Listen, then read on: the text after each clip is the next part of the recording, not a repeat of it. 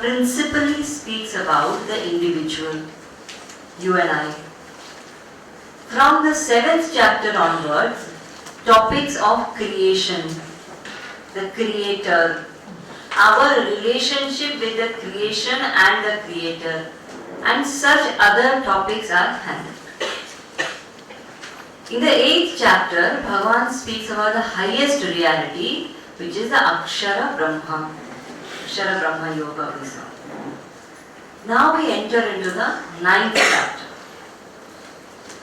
You know, they say if there is an exhibition somewhere, we go to so many exhibitions, museums. A museum or an exhibition always has a masterpiece, something that one looks out for, something that has a wow factor. It is said this 9th chapter is the masterpiece of the Gita.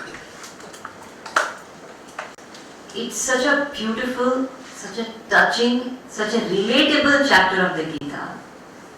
At the end of it, every person feels wow. It's a very, very beautiful chapter which talks about creation, talks about the Lord, and talks mainly about our relationship with the Lord and how to maintain it, what kind of relationship can a human being have with the Lord, or can a seeker have with the Lord.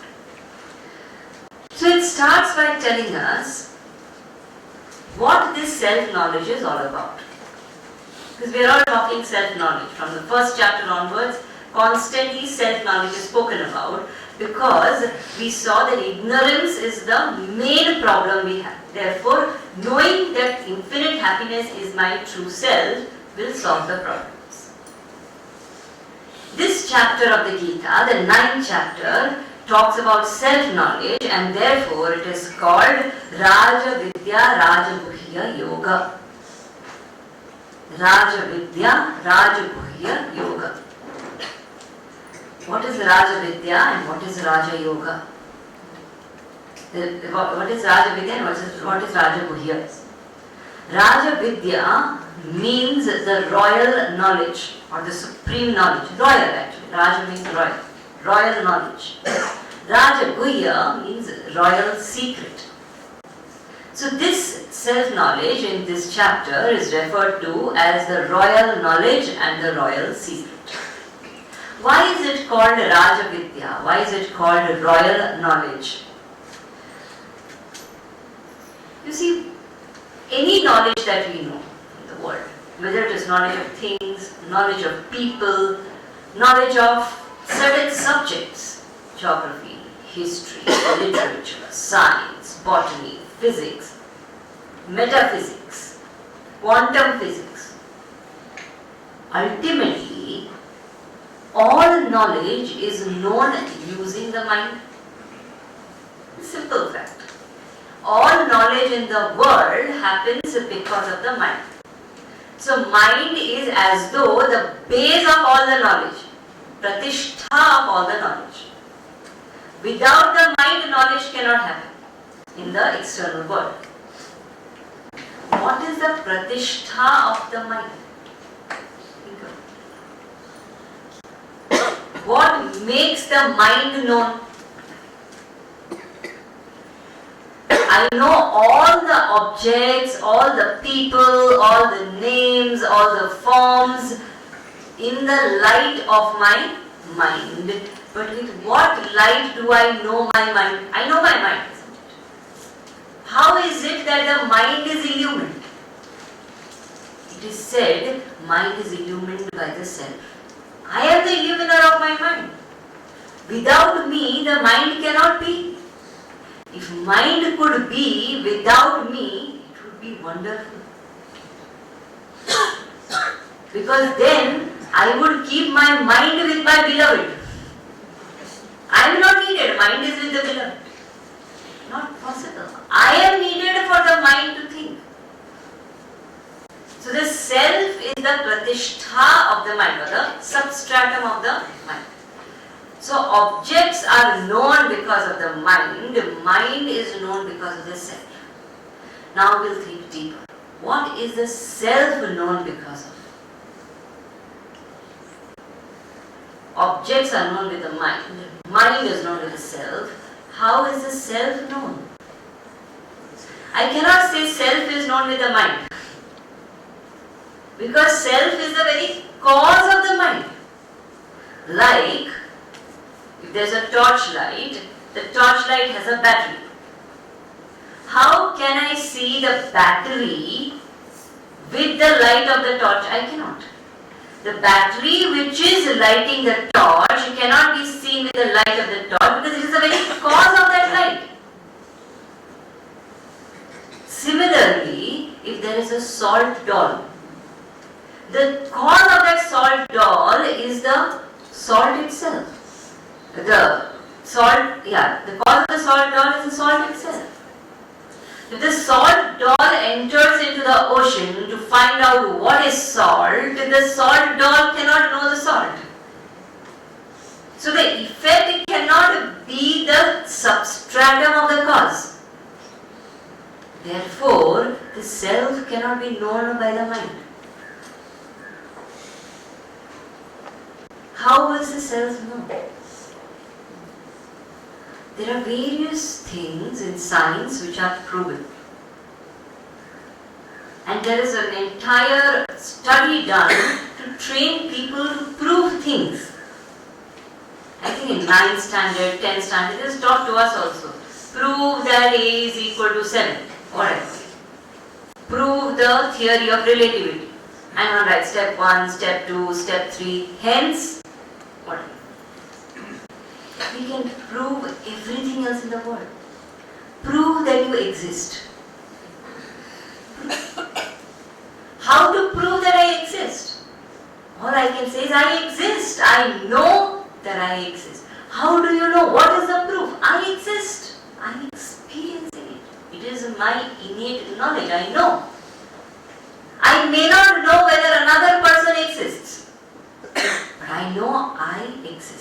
my existence, myself, does not require anything else for me to know that it is self-revealing.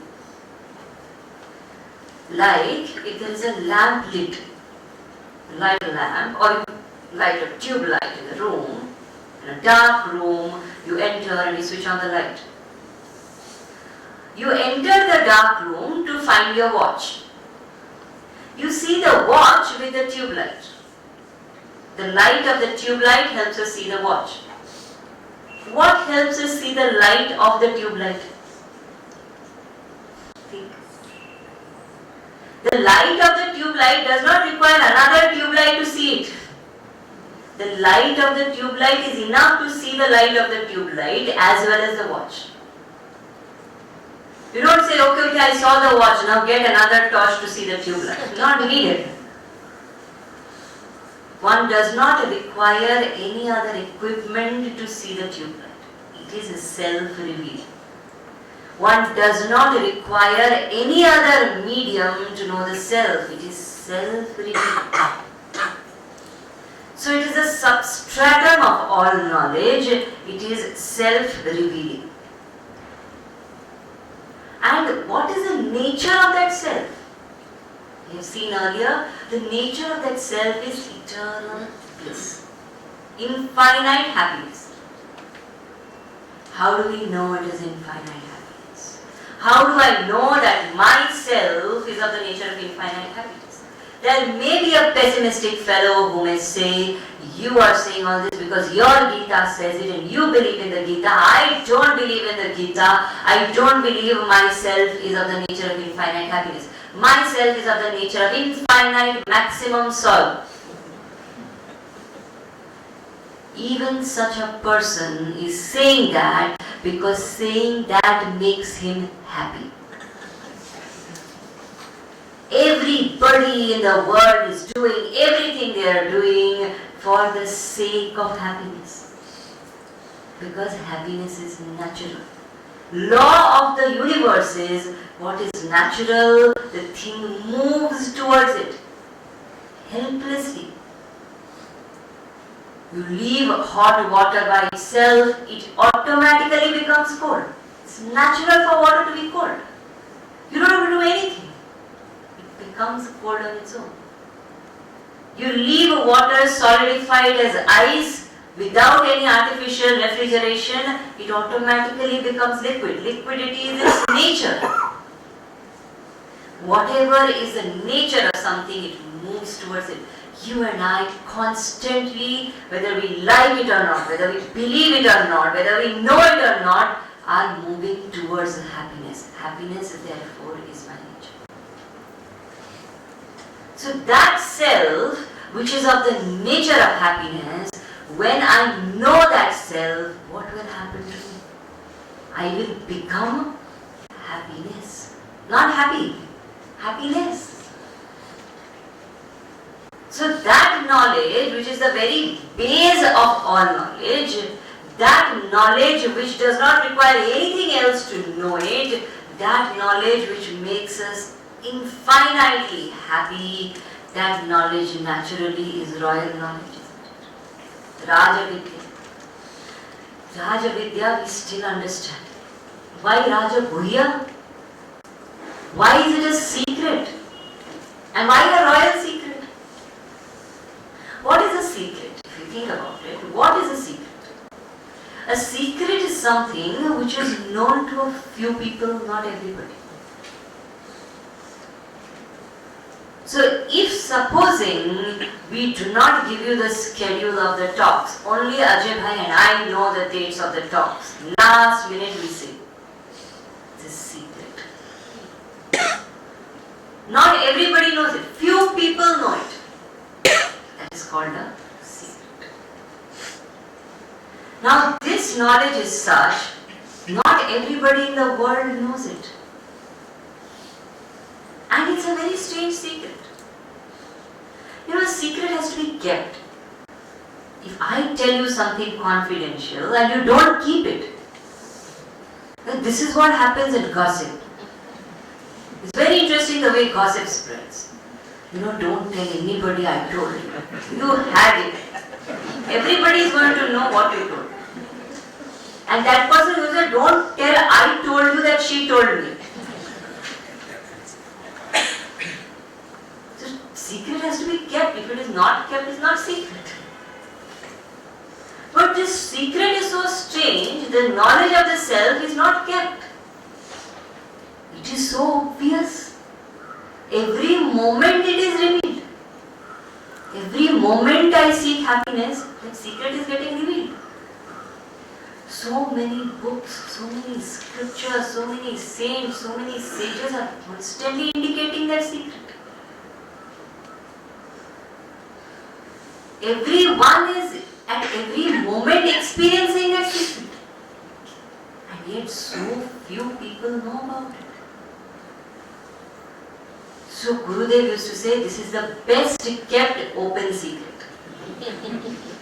It is open. Best kept. People sit in the satsang and sleep. Secret revealed. Not known. So therefore it is Rajaguhya. And also when there are secrets, there are different types of secrets. But not every secret is a sacred secret also. That's also very interesting. This is not just a secret, it is a sacred secret. So sacred that the moment I know the secret, I myself experience divinity within me. I don't need anything else to become divine. I myself become divine. So therefore it is a sacred secret, Rajaguhya. And then Bhagavan says it is not just Rajavidya, Rajaguhya, it is Pratyaksha Avagama. What is Pratyaksha Avagama? This special characteristic of self-knowledge. Supposing somebody studies, let us say, botany. If they study botany, they become a botanist. Somebody studies law, becomes a lawyer. Somebody studies medicine, becomes a doctor. Somebody studies history, becomes a historian. Somebody studies mathematics, becomes a mathematician. But studying mathematics, the person doesn't become mathematics. Studying history, the person doesn't become history. Studying literature, a person does not become literature. Studying self-knowledge, the person becomes self. Studying Brahman, the person becomes Brahman. Therefore, in the Upanishad it is said, Brahmavid Brahmaiva Bhavati. Vid means to know. The knower of Brahman is Brahman only. How is that possible? Because I already am that. The knowledge only reveals to me what I already am. Therefore, the moment I know, there is nothing more to do. There is the beauty of this knowledge. Having known that I am infinite happiness, what do I have to do after that? Do I have to do some puja, japa? Do I have to do some havan, some ritual, some special, technique to reveal that? Nothing. What do I have to do after waking up to wake up? Nothing. I am awake, finished. Job done. That's why he said Pratyaksha. The person experiences that truth as Pratyaksha, as one's own self. One does not need anything else. Complete knowledge in itself. The glory of this knowledge is so beautiful. And so blessed are we to even get access to such knowledge. Because Rajaguhya is the top secret. We are special people who are getting to hear it. So it says Rajavidya, Rajaguhya, Pratyaksha. Then Bhagavan says his relationship with the universe. It's a very, very interesting part of this chapter. We will read this shloka. Those of you who have this book, Gita, try to repeat after me. The 4th and the 5th verse. Maya tatamidam sarvam Jagadavyakthamurtina Matsthani sarvabhutani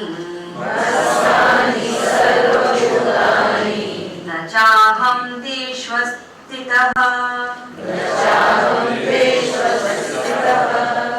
च मत्स्थानि भूतानि पश्य मे योगमेश्वरम् भूतभृन्न च भूतस्थ ममात्मा भूतभावनः. So now the relationship between the creation and the creator is given. And very beautifully the God concept is introduced. And what is this God we talk about all the time? What is the reality of God? So first, in the 4th verse, Bhagavan says 4 things. He says, the entire universe is pervaded by me. So I am in the whole universe. First point. Second point he says is the whole universe is in me. Third point he says, I am not in them. Fourth point is he says, they are not in me. Sounds very confusing. I am in the whole universe is in me, they are not in me, I am not in them. How does one explain this? So we have to understand certain laws of cause and effect. So we will analyze the first statement. God pervades the whole universe. How? Once we understand, we have seen this whole cause-effect thing and how God is a cause of the universe. 7th chapter we did. Now having understood that God is a cause, now we go back to simple cause-effect understanding. If there is a gold necklace. Gold necklace has gold as its cause. Because gold necklace has gold as its cause, isn't every part of the gold necklace pervaded by gold? If tomorrow you break the gold necklace, make a pair of earrings and a pair of anklets out of it, isn't the earrings and the anklet both pervaded by the gold? Another example. When I get a dream, I'm dreaming.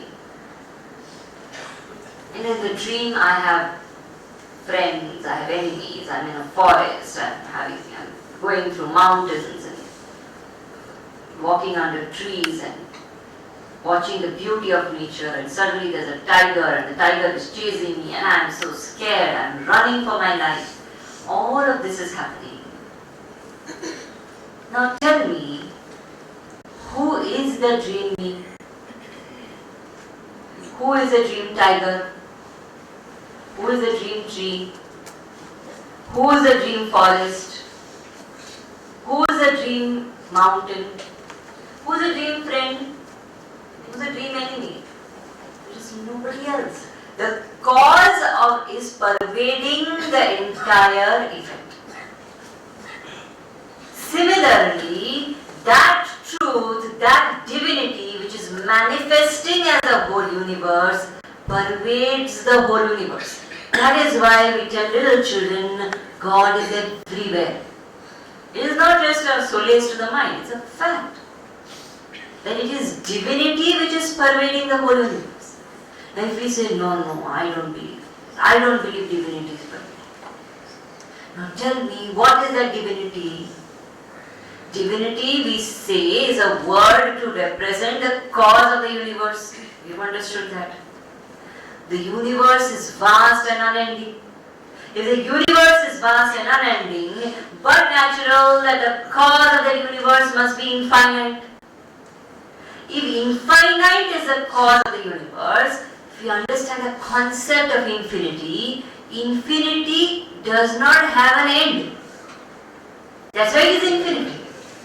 Now, if I say there is infinity which is a cause and then there is another thing called the world and the infinity is not in the world, We are saying here, till here infinity is there, from there infinity becomes the world. Infinity ends, it's not infinity there. Very fact that we are saying that the cause of the unending world is infinity, we are automatically saying there is nothing other than infinity. And therefore every speck, every iota in the world is pervaded by the divine. This is the attitude we have in our culture. That is why when our children touch something with their feet, we teach them, you do namaskar. Never kick anybody. Why? Everything is divine. You see, the culture is so beautiful. Everything is worshipful. The river is worshipped. The mountain is worshipped. The sun is worshipped. The moon is worshipped. Stone is worshipped. Plant is worshipped. Animal also is worshipped. What is not worshipful? Everything is divine. Now, if this attitude is maintained that the divine is pervading everything, will we harm anybody? Will we hurt anybody? It's divine. Everything is worshipful. Each and every part of the universe is worshipful. So this is understood. Everything is pervaded by the divine. I am in the entire universe. Second statement. The entire universe is in me. Why?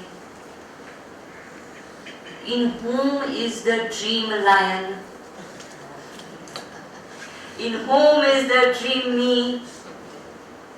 In whom is the dream mountain?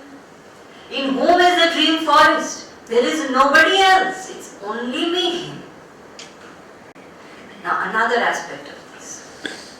Now if we understand that the entire dream world is in me, that means the dream world cannot exist without me.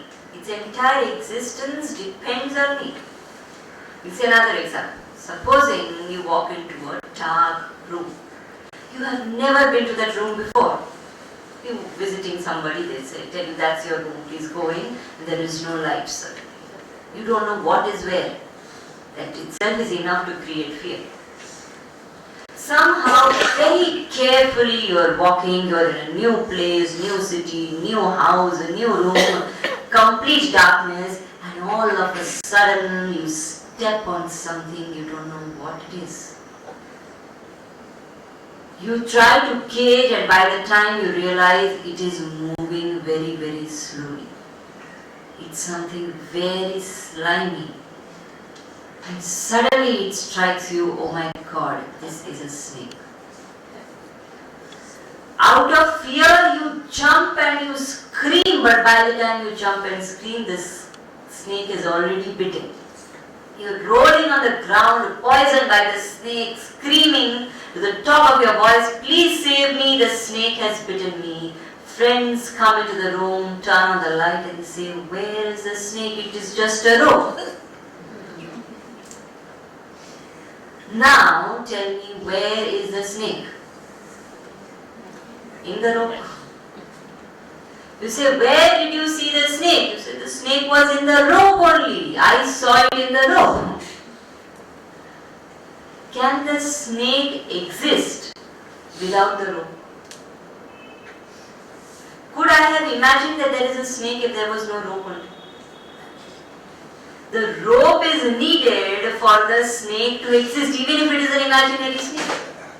The snake cannot be without the rope, the dream cannot be without the waker, and the world cannot be without the divine. Therefore, the entire universe is in me. And who is that me? Infinite happiness. Who is that infinite happiness? The self. Do you understand what a paradigm shift this means? All our life we have been taught, I am born into the world. Now Gita says, the world is born in me, exists in me. Without me, that cannot be, because I am the very substratum of the world. Third statement. I am not in them. Seems contradictory, but is not.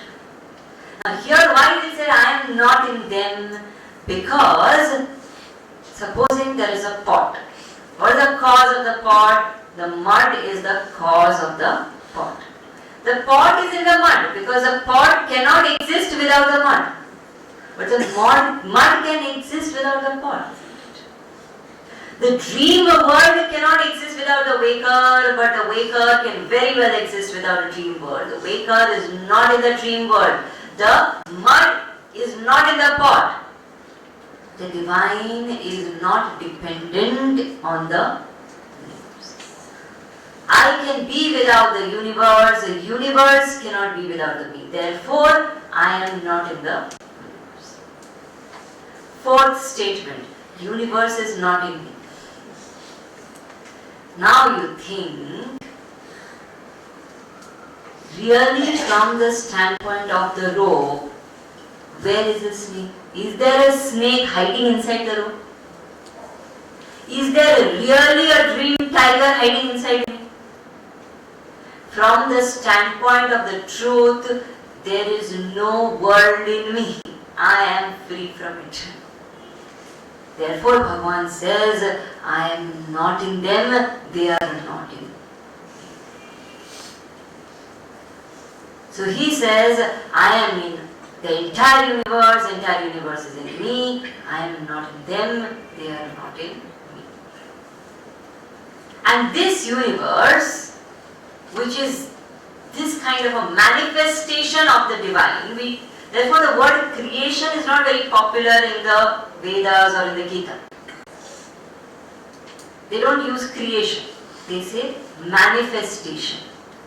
The world is a manifestation of the divine. Now this manifestation goes through a cycle. The cycle is, it gets created and it gets dissolved every single day. Every day when you go to sleep, does the world exist? In deep sleep, neither the world, nor my identity, nor my ego, nor my memories, nothing exists. Dissolved. When I wake up, slowly, I manifest the whole world again. Again I sleep. Again I wake up. Every day I am dissolving and manifesting. Dissolving and manifesting. The world is going through this constant cycle of dissolution and manifestation. And who is doing it? Bhagavan is doing it. Naturally, you and I can't do it. Now it is said, if the divine is the doer of the entire creation and the dissolution cycle, then the divine also is doing karma, and therefore he will be bound by karma, the advantage of karma which we spoke about in the third chapter. Krishna says, no, the divine is not bound. Why? Because the divine does not do. That is called actionless action. The divine does not create the universe. A snake does not create the rope. Remember, by the presence of the snake, the rope gets manifested. Similarly, the Lord does not create the universe. By the presence of divinity, the universe gets manifested. Electricity does not create light. By the presence of electricity, light gets manifested. So by the very presence of God, manifestation happens. Without that electricity, light can't happen, no doubt. But electricity is not light. Neither is it creating light on purpose. Just by its presence it is happening. Petrol is not the driver of the car. Without the petrol, driving can't happen. The car can't move an inch without the petrol. By the presence of the petrol, the car moves. By the presence of electricity, the light manifests. By the presence of the rope, the snake manifests. By the presence of Bhagavan, the entire universe manifests. He is the presence. Because of His presence it happens. Therefore, Bhagavan says He is like a supervisor. So sometimes there is the supervisor or the manager in a particular project site. He does not do any work. But if he does not come, nobody will do their work. He just comes there and says, "Arey, ye kya, wo kya," little bit he hands around. And the very fact that he is sitting in his cabin is enough to make people work. So earlier days they used to say, there was a supervisor, he used to go to work every morning, take out his coat, hang it on the chair, go back home. People will look at the coat and think supervisor is in the office. He will watch. So that presence of Bhagavan is like the presence of a supervisor. He is there and his presence makes the whole universe work, and so systematically. Not one day the sun says, "Today I will not rise." Not for one moment the earth says, "I won't rotate anymore, I don't feel like it." The entire universe. Not once the apple seed says, "Let me not sprout into an apple plant, let me become a grapevine." You sow an apple, apple comes. Every time, in everything there is logic. There is system. And a system cannot go on without certain laws. Not once the earth says, "Enough of this law of gravitation, let me push things upward." You throw something, it will come down. The laws of gravitation. There are laws everywhere. And if there are laws, there has to be a lawmaker and a law maintainer. Laws are independent. He is not the one who's constantly deciding what happens. He is not the one who's lifting the object and putting it down. He's made the laws, left them. But there has to be a lawmaker. The lawmaker is the Lord. Then it is said that Lord, how is that lawmaker, that God concept connected to the infinite self? On one hand I am saying I am infinite self, on the other hand I am saying there is a God who created the universe. I can't create a universe. Then how is it that I am God alone? Question comes. And how is it that that infinite became this finite world? World is finite. How is it that that infinite, which is one single reality, became this multitude of variety of names and forms? Very strange. Infinite became finite. Rope became snake. How did rope become snake? Now supposing one day you are sleeping. And while you are sleeping, I see you and say, "I don't know what capacity this person has." Then the next moment you wake up and somebody says, "She is a very good singer." I say, "Really? Can you sing?" Sing something. And you sing beautifully. You made the song manifest with your power of singing, which was dormant within you when you were asleep. So when you are not singing, you are a non-singer. That power of singing lies unmanifest within you. That unmanifest power of singing, when you use it to create a song, you become a singer. Till then you are not a singer. Similarly, the infinite truth by itself is not a creator, not God. It is just infinite truth. Infinity, in which all powers lie hidden, including the power of creation and manifestation. When that infinite truth manifests the universe using the power of creation or manifestation, then it is called Ishvara, God, Creator. So, that pure infinite truth plus power of manifestation or creation, which is called technically as Maya, is equal to Ishvara. So, pure infinite truth plus Maya is equal to Ishvara. What am I? I am an ignorant individual. But my ignorance is my conditioning only. I am actually the infinite happiness. So infinite happiness, when I become ignorant of myself, then I become a finite individual. The moment I become aware of myself, I am again infinite.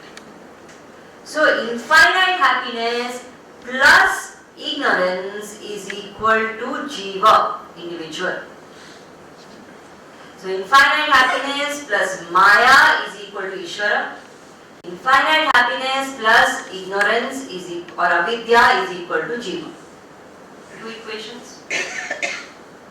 Now, supposing I am sleeping and dreaming. I do not know that it is a dream. I am dreaming, and in my dream there are many people who are there, including a dream guru, including a dream Bhagavan also. And I am worshipping the dream Bhagavan in my dream. As I am going through this process, I suddenly wake up. Having woken up, do I have to go back and wake up with the dream Bhagavan and remove his ignorance? Do I have to wake up the dream guru and remove his ignorance? Do I have to make the dream people aware that the dream world was a dream? The moment I wake up, everybody else in the dream wakes up, isn't it? Now we go back to our equation. Infinite happiness plus Maya is equal to Ishvara. Infinite happiness plus avidya is equal to Jiva, which is me. Vedanta says, Gita says, you remove this ignorance is avidya. Please switch off the phone, please.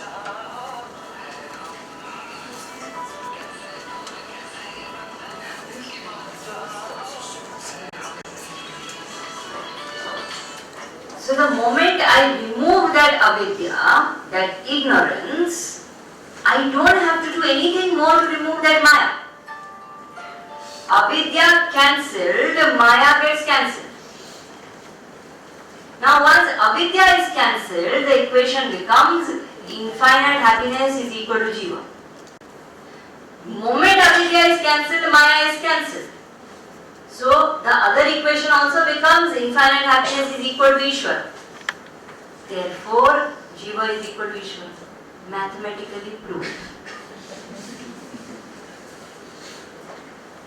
Meaning that as long as Ishvara maintains his power of manifestation Maya and I maintain my avidya, definitely Ishvara is Ishvara, I am an individual limited creature. I cannot be equal to him. But essentially if I see, essentially Ishvara also is that infinite happiness, I am also that infinite happiness.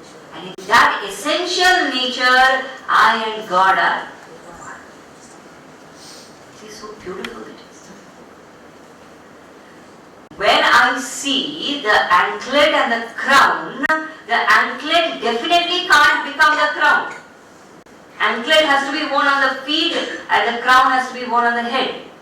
But when we see the essential nature, crown is the gold and anklet also is the gold. By definition, crown is gold plus form of the crown and anklet is gold plus form of the anklet. You minus the forms, what is left is gold. You minus the manifestation, the limitations, what is left is infinite happiness. So Bhagavan says that infinite happiness and the Lord and I are one, and that has to be discovered. Why we are not able to discover it? Because we do not try to understand anything. There is so much ignorance about the God concept only. If we think about it, look at the world, there are so many different views about God. Nobody understands God as the infinite happiness plus power of manifestation. So many people in the world deny God, first category. That's also an ignorance. There is no God. There is no God. There is nobody who created the entire universe. Don't give credit to anybody, any cause. But if I write one poem, I want credit. One small poem I create, one painting I create, I want credit. And the one who created the whole universe, don't give him credit. No God. Then the second category is disinterested. There may be a God, I am not interested. How can I not be interested when I am a part of this universe and He is the cause of this very universe which I am going through constantly? How can I not be interested when that cause and I are one and the same? We share the essential nature. How is it possible? People are there, they are disinterested, they don't want to know. The third category is those who criticize God. And the fourth category is those who think they can become better gods. And there are those people.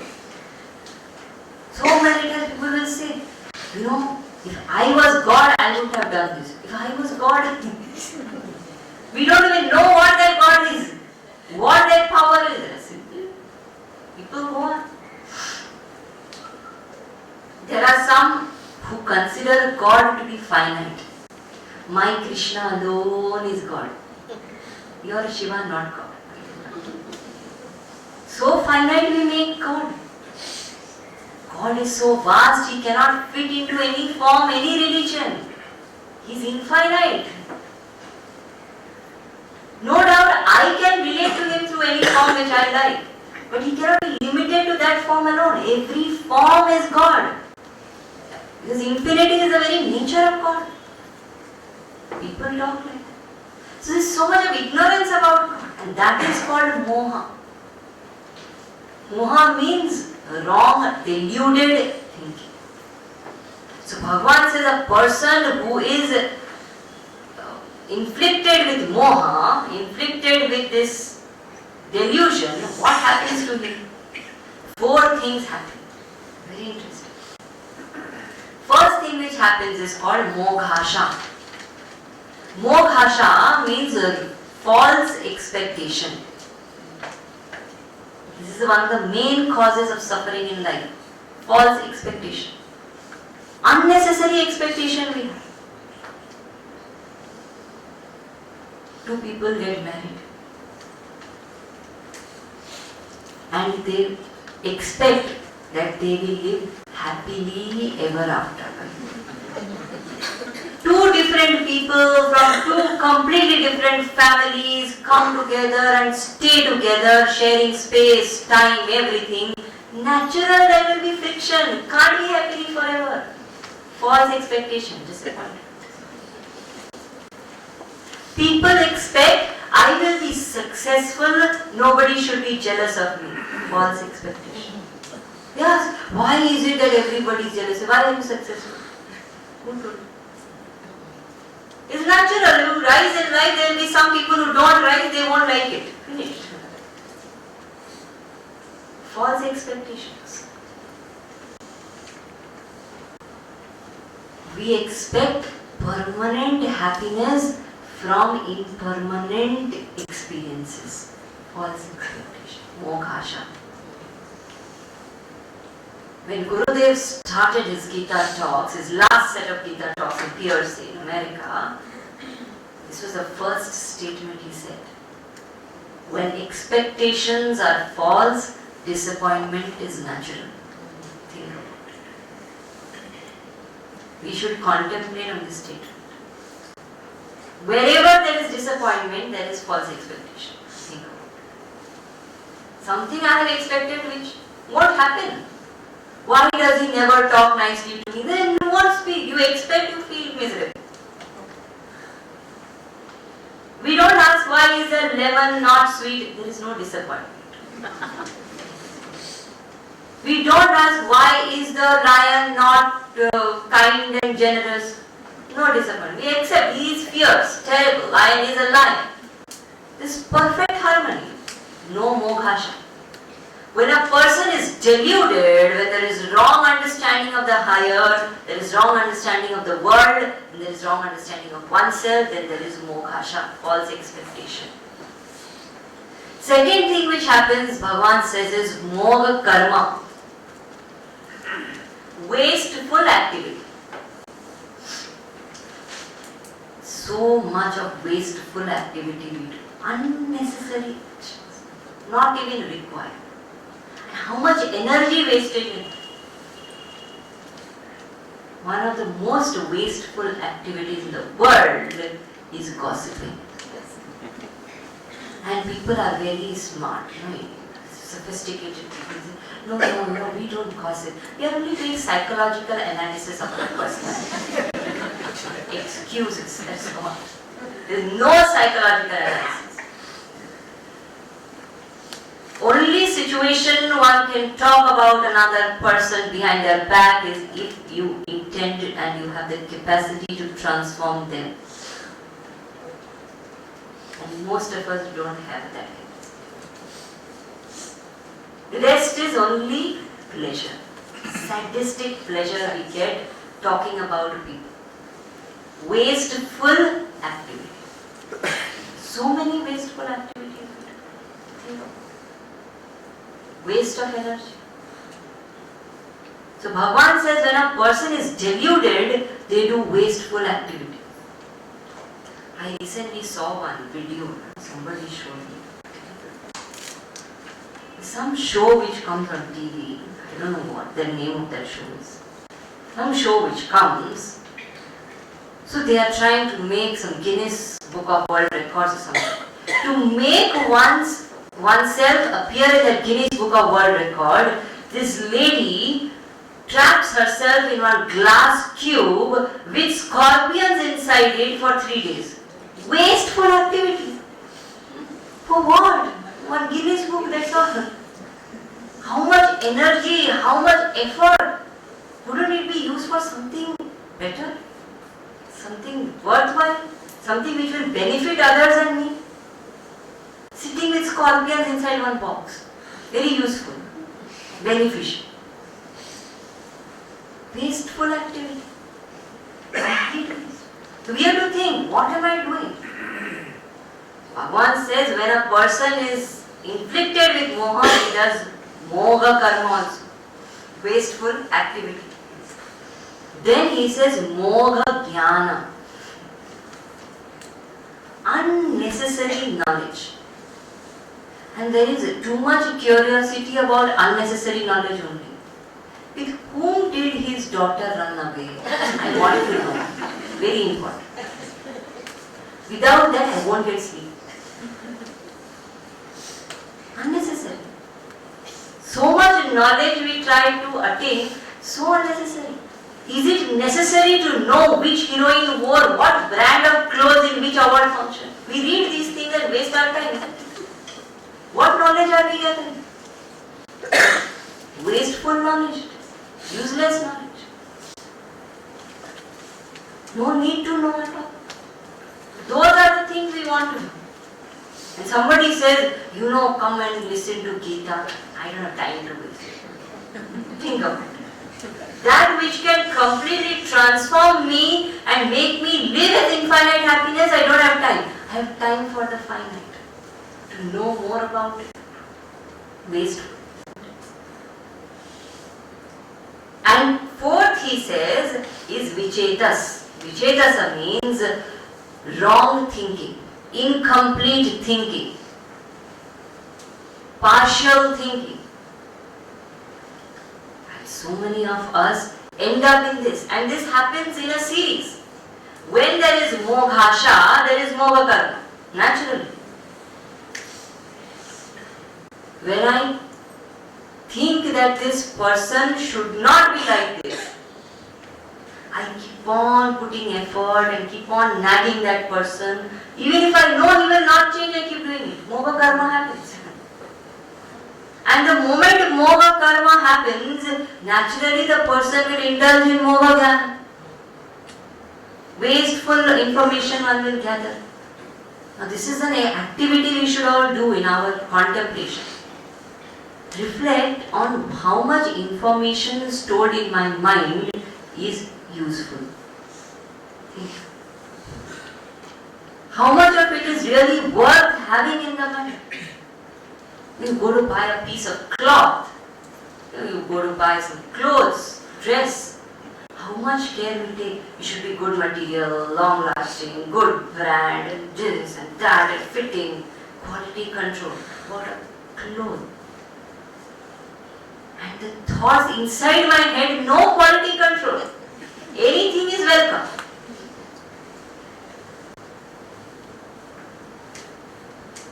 Tell me, supposing you are sitting and you are watching a beautiful scenery, just idling away your time, being quiet. And let us say, a donkey comes and passes by you. Will you jump onto the donkey and go with that donkey? Of course not. The donkey is passing, you will let it pass. You won't jump on it and ride it. But every thought passing, we jump. Imagine. Every thought that passes our mind, we jump. Every information becomes useful. What a waste of mental energy. Moga jnana. Do I need to know everything? Not required. And when that happens, naturally there is no stamina left for complete thinking. Once thinking becomes partial, even in daily life. Simple decisions one can't think. So many times a person can't decide whether I should cross the road or not. They keep going up and down. Because the mind is so agitated, naturally a simple decision is not taken. It shows a restlessness within. A calm person will be decisive. So he says when a person is thus inflicted with moha, when all this is happening, such a person constantly remains away from the divine. Moha is what stops us from reaching out to the divine. Therefore, get rid of delusion. How to get rid of delusion? Bhagavan says the only way to get rid of delusion is to associate with the divine. Satsanga. Because divinity is contagious, like many other things. When we associate with those who are noble, when we associate with divine thoughts, divine ideas, divine principles, automatically the mind goes through a metamorphosis. There is a transformation which happens. So Bhagavan says you associate with the divine, and by associating with the divine, know the divine. The moment I know, moha is no longer there. Moha exists because of ignorance. So knowledge is a solution. But the problem is, even in daily life, let us say I want to know the depth of a particular subject in science. Any ordinary teacher, any psychologist will tell us, if I do not love that subject, I cannot know it. It's as simple as that. When in a secular thing, love is so important. Imagine I am trying to know the divine. Shouldn't that love be there for the divine? So Bhagavan says you associate with the divine, know the divine, worship the divine, connect with it in an emotional way. And what is worship? That is again very important, because the word worship has many connotations. People think it is going to temple. It is being fanatic about a particular kind of God, particular kind of mantra, particular kind of ritual. It is none of these. True worship is to live in the awareness of that oneness. True worship is to see God in everybody. And the way to see God in everybody, very simply put, is to see good in everybody. That's simple. That is real worship. It is not the flower and the agarbatti, and that is an expression. Those to whom it suits, they can do, no doubt. But that is not all. Real worship is when I see good in everyone, out of that sense of oneness. When I am not able to see flaws, not because I am unintelligent or dumb and I am not able to recognize the flaw, but I refuse to focus on that. Consciously making that effort to see good in each one, that is really seeing God. That is how a saint behaves. How Buddha could transform Angulimal. Everybody else rejected that man. They won't even go that way where he lived, out of fear. Buddha went there with compassion, transformed. So many examples. Narad went to Ratnakar, transformed, out of compassion. Because they didn't see that person like that. They saw the good in that person, recognized the hidden potential. That is the power that a bhakta has. A real bhakta is that, who is able to see good in everyone. How do I cultivate this ability to see good? Various means are given. In the Gita, in the 9th chapter, there are 3 methods mentioned. Kirtan, Naman and Jnana Yagna. 3 methods. Very beautiful methods. Kirtan comes from the word Kirti. Kirti means to sing the glory of the Lord, to glorify the Lord. You know, psychology will tell you, if I speak something, even if I don't believe in it, if I speak something again and again and again, slowly the mind starts treating it as real. And if I feel something deeply and I appreciate it, helplessly the mind will soon start wanting it and identifying with it. Simple example I will give. You see an advertisement in the newspaper. iPhone 6. 6 or 6 plus. 6 plus. What an amazing phone. If you stop at that, it is still okay. But if you start glorifying, nothing can beat an iPhone. And what has happened? What a product, what facilities, what. The next thing that will happen is, somehow I should get this. I appreciate, glorify something, I start wanting it. Mind. Simple psychology. Whatever I do kirtan of, that I'll start identifying with and wanting. You glorify the divine, you start developing longing for the divine. Mind functions like such a beautiful thing. It is said, glorify the divine. And we glorify silly things, small, finite things, isn't it? What a beautiful car.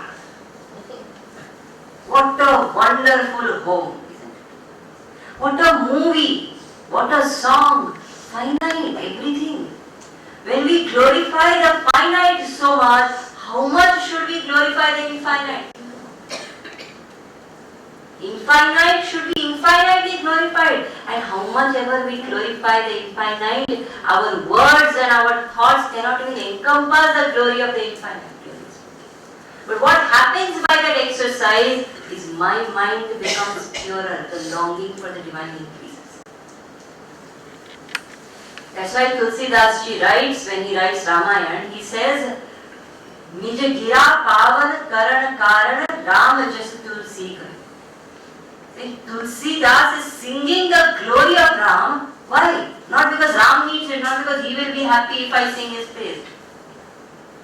It's because my own purification will happen. Nijagira pavan karan kara. For my purification, I am singing. Not because he needs. If that God is such that he is waiting for us to praise, and those who praise and sing his kirtan, they only will be blessed. A politician is better than that God. Don't worship each other. God is infinite. He does not need our praise. We need that glorification. We need that kirtan to lift ourselves, to create that longing. Second method is said naman. Prostrate to the Lord. Prostration refers to surrender. What should one surrender to the Lord? The most important thing to surrender to the Lord is one's own selfishness. It is my selfishness that keeps me trapped. Actually speaking, there is nothing more to it. The crux of the philosophy of the Gita is only this much: selfishness. And the selfishness manifests through the ego. So the whole concept of namaskar is so beautiful. Gurudev explains it. He says when you go to the temple, we stand straight first. The Lord is there in the sanctum. When the Lord is there and I am standing straight, there is a shadow which is falling on the ground. This shadow is as though the distance between me and the Lord. Then the person kneels down. Shadow becomes smaller. Then the person falls flat. There is no shadow in that posture. When there is complete surrender, that false ego which distances me from the Lord is completely eliminated. The purpose of Naman is that it is not a mechanical, physical process. Somebody told me something very strange. Earlier, at least I had heard that there is a mechanical process. I don't like touching somebody's feet, blah blah. It's okay, understand. Somebody says, this whole culture of touching feet and all that is inculcated so that lazy people get physical exercise. Such deep meaning is there. Akhandanandji says this word naman comes from the nam dhatu in Sanskrit. There is a root called nam, the root word. This same nam dhatu is the root of the word namak, salt. And this salt has a very strange characteristic. Salt, you leave it to itself, it slowly gets dissolved. You leave it in the air, it gets dissolved. It catches moisture and the salt will keep becoming less if you leave it open. It is said when a person does naman, the ego dissolves like that namak. Slowly. Therefore the naman is never to the other person, never. It's not because he is great that I am doing naman. It's because I need to reduce my ego, that's why I am doing naman. Such a beautiful concept. It's not because that person has done something massive. It's because I need to reduce my ego in every situation, That's why actually in our culture, everybody does namaskar to everybody. Even when elders meet their children, they say namaste beta. Meaning everybody has to prostrate because it's not about the person's greatness. The other person may be a crook. Bending down to him is reducing my ego.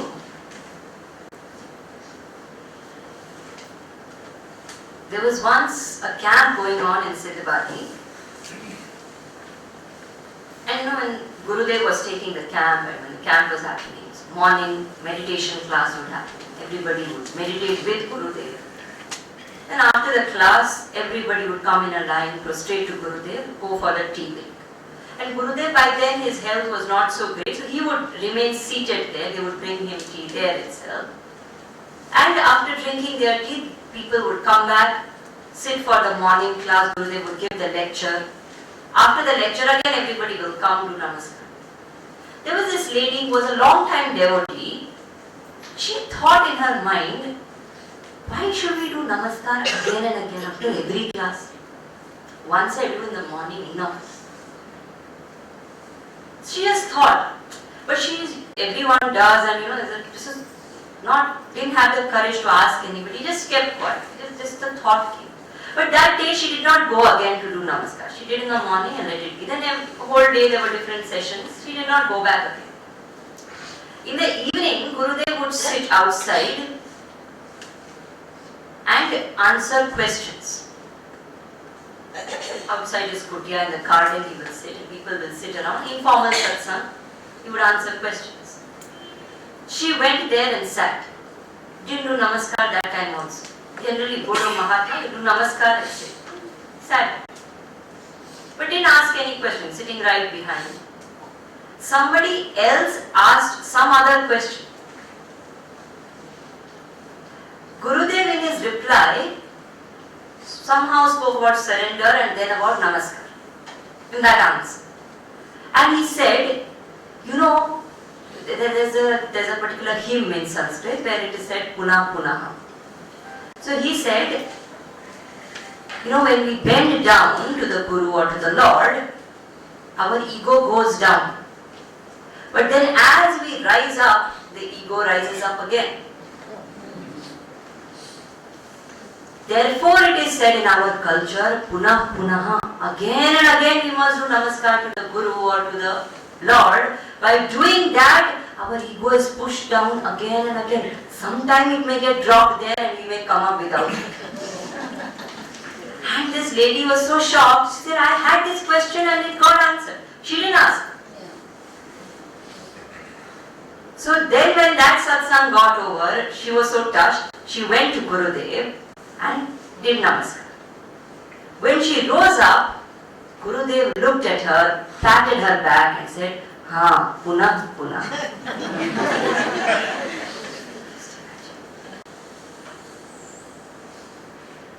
It's the power of namaskar. So Bhagavan says surrender, do namaskar. Whoever, it doesn't matter. And third thing he says is Jnana Yoga. This study which we are doing month after month, week after week, this churning of this knowledge, this absorption, this thinking, this entire process, he says, is a worship in itself. Don't think of it as a mere activity, as a lecture which is happening. It is a form of worship. Gita says that. He says this is one of the methods of worship. And either of these methods I do, in whichever way, in how much ever intensity, Bhagavan gets pleased.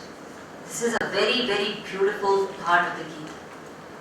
He says, you can do different kinds of other things also. You can do havans, you can do charity, different other things by which a person gets punya. There's a whole list given in the 9th chapter, you can read. So there are different things one does, religious activities by which one gathers punya, and by gathering punya, one goes to heaven, or one goes to better planes of existence, or one gets more luxury in this very life. Even in our life also, you do very, very good actions, you study well, you try hard, you go to America. More luxury, heaven. Heaven is a land of luxury, that's all. So you go there, but heaven also is like America. They give limited visa. The day the punya is exhausted, the day that karma account is over, you send that year straight away. Can't stay a moment extra. So Bhagavan says, if you are happy with that much, you do. Keep doing punya, keep going there, enjoy, come back. Again get thrown into this cycle, again stop there. Happy with that, do. But there is another method, the method of love. So he says, it's a very, very beautiful verse of the Gita, verse number 22 of the 9th chapter. If possible, all of us, especially those who are householders, must learn this verse. Ananyas chintayanto mam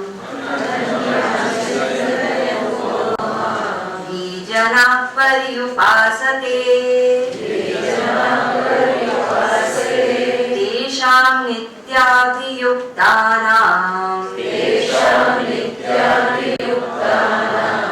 योगक्षेमं वहाम्यहम्.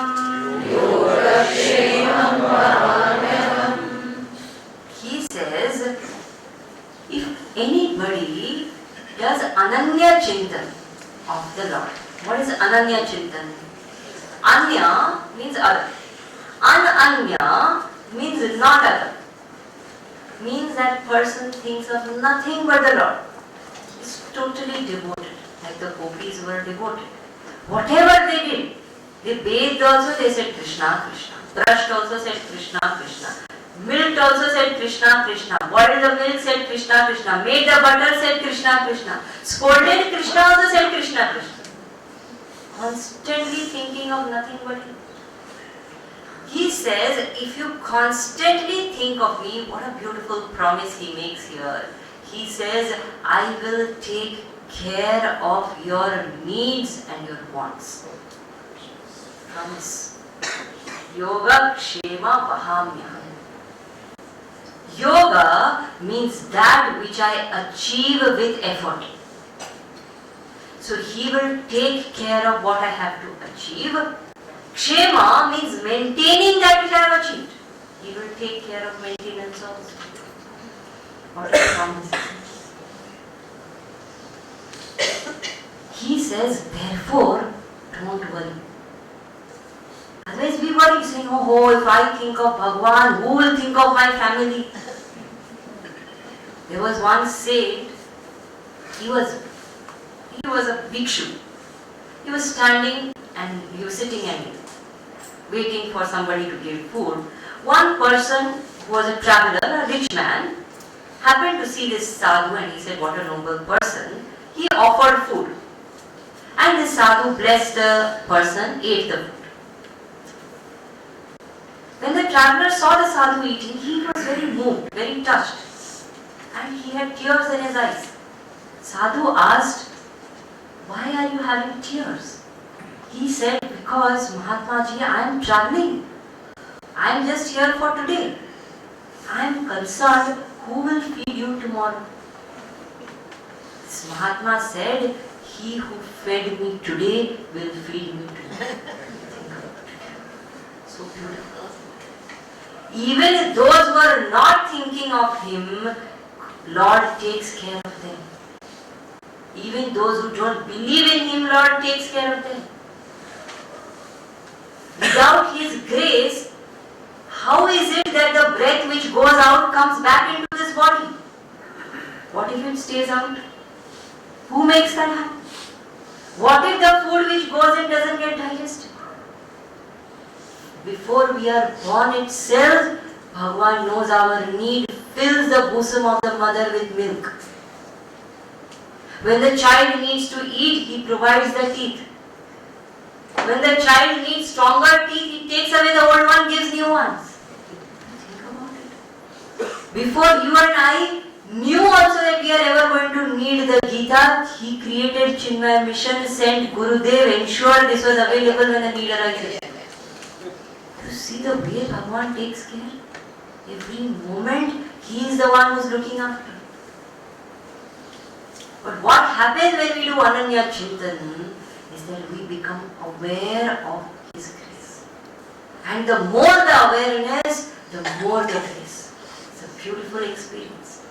But the Ananya Chintan is a condition. A lot of people say, I to worship so much, Bhagavan doesn't look after me. That is not Ananya Chintan. There was one disciple who went to the Guru. He went to Gurudev actually. One of the students went to Gurudev and said, Swamiji, I have heard that if we go in search of God, God takes care of our food and shelter. Is it true? Gurudev said, of course it is true. Then this person asked, saying, if I go in search of God, will God also take care of my food and shelter? Gurudev said, no, He won't. Because you are not going in search of God, you are going in search of food and shelter. Ananya Chintan is when I don't think of anything else. I don't need to. I do the work, He does the worry. Because both don't have to do the same thing. Why should both sit and I do my work, he does the work. He takes care of me, he worries for me, he is concerned for me. And so many devotees he looks after like that. Tapovan Maharaj, the guru of Gurudev, used to wander in the Himalayas. One day he thought, let me test God. So he walked into the forest without any money, without any food. He said, let me see. If I truly am an Ananya Bhakta, Bhagwan will take care. But nothing happened. No food came, no shelter, nothing. Finally, as he kept walking, it was late in the night, he found one old abandoned temple and he slept off there. Suddenly, he was woken up by two people.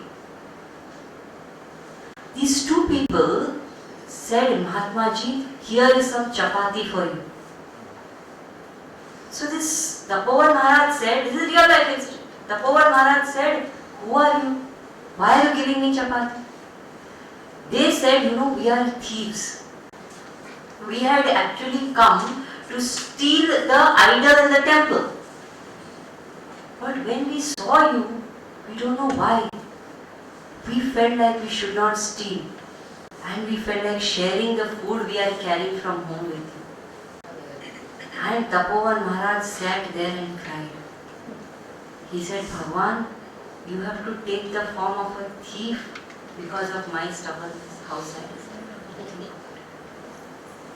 Bhagwan does not leave anybody. It is only our silliness that we think that I am taking care of myself. Even the energy to do something comes from the Divine Lord. Any moment anybody gets paralyzed. Any moment anybody collapses. Who looks after life and who maintains? So he promises, saying, Ananyas Chintayanto Mam Yoga Kshema Bhavya. If you think only of the Lord, don't worry, the Lord will think of you. Promise. What a powerful promise.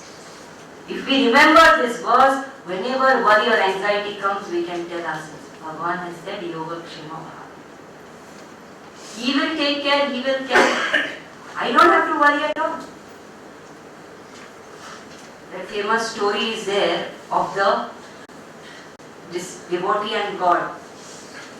He says that at my good times I saw two pairs of feet on the sand, footprints on the sand. But in my difficult times I saw only one pair. Where were you? One said, I was carrying you in my arms.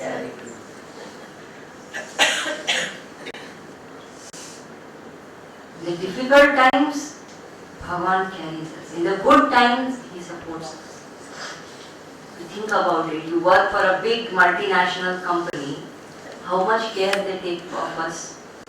House, car, servants, perks, facilities, holidays, everything. One big businessman can take so much care of his servant. Imagine the Lord. You serve Him, what will He not give? Everything. And then the question comes, how do I serve Him? What does He want? And Bhagavan says such a beautiful thing. Because people think, I can't do this big upchar and puja and not my kind of thing. Bhagavan says, Patram, Pushpam, Phalam, Toya, many things. You offer one leaf. Leaf you can't find anywhere. No, I live in such a place, not a single tree there. One flower you pick up from some ground and give. Tree is not a flower, where will it come? Some fruit you can buy and give. No money. Never mind one drop of water. Toyam. It doesn't matter what one offers. It does not even matter how one offers. There is a puja vidhi and there are rituals and a system. Is this the way it has to be done? All that is fine. And it must be done that way, because if I love somebody, I like to do it the perfect way possible. But then, when there is love which is overwhelming, there are no rules, there are no laws. Shabri offered bitten berries, Bhagavan accepted. Then somebody says, but am I eligible? I have done so many sins, I have my limitations. I know my wrong thinking, people may think whatever. Bhagavan says such a beautiful thing again. He says, Apichet Sudurachara. He says, if there is somebody who is amongst the scoundrels, the worst of scoundrels, top award winner among scoundrels, even if such a person is there, and if that person takes one noble resolve, just thinks that from today I will be a good person. He said to me, even such a person is equivalent to a sadhu.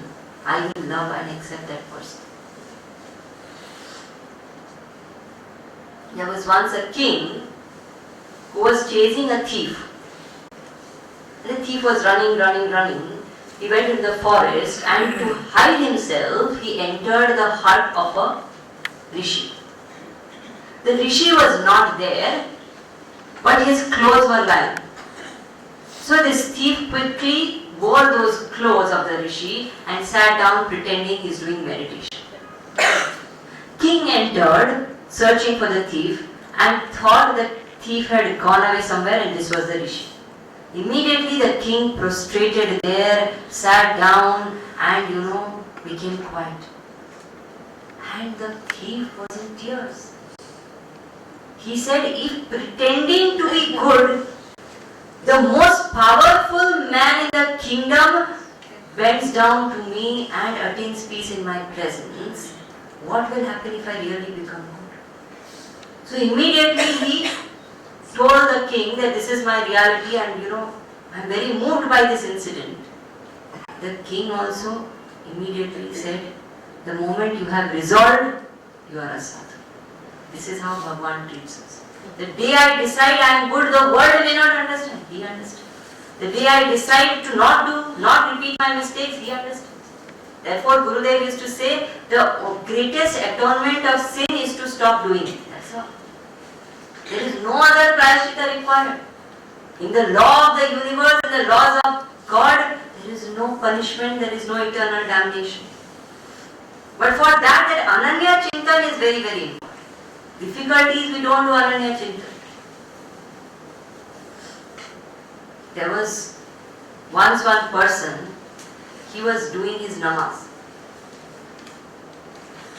And there was this very famous saint, I can't remember her name. There was this tribal lady who was a realized person. She was a householder. She loved her husband very dearly. Her husband was lost. So she was looking for her husband all over the forest. As she was walking through the forest, this devotee was doing his namaz and had bowed down. She walked on this devotee by mistake and went as she was searching. This devotee got very disturbed and he ran after her and he caught her and he said, how dare you? I was praying and you walked on me. You don't have any sensitivity. And this woman said, I was looking for my husband. I did not notice you. You were looking for your God. How did you notice me? Ananya Chintan is when nothing matters. Ananya, there is nothing other. God alone is. When the mind is so divine, Bhagavan protects and takes care of every little thing. This is a promise of the Lord. What do I have to do for it? I have to make Bhagavan the priority of my life. He says when everything else becomes less important than him, automatically everything else is taken care of. We unnecessarily assume that it is all our responsibility. It's like that fisherwoman who carried her basket on her head in a train, saying, I am already on the train, I don't want the train to carry the weight of my basket also. The train is anyway carrying. Bhagavan is anyway carrying the weight. You leave it to him. Live a free life. So that's where we conclude the 9th chapter. We will come back with the 10th chapter in the next session.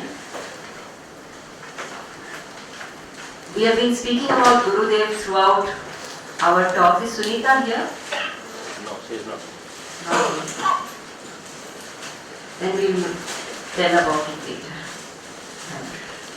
Om Purnamada Purnamidam Purnam